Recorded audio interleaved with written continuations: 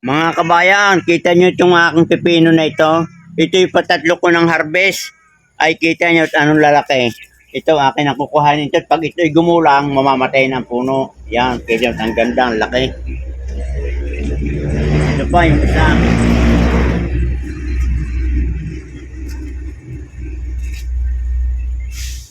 At kita naman yung mga kabayan, kahit pag samasamahin ninyo ang tanim ko, kita nyo, namumulaklak na itong kalabasa.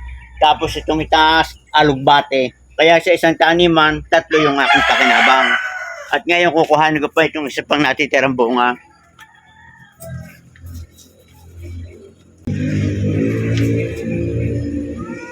So yan mga kabayan, magugulay din ako ng alugbate, saka itong bulaklak ng kalabasa at sasamahan ko ng papaya. So yan, good luck and good health at naway kayo matuto rin ng pagtatem na katulad ko, hindi na kayo bibili sa palengke.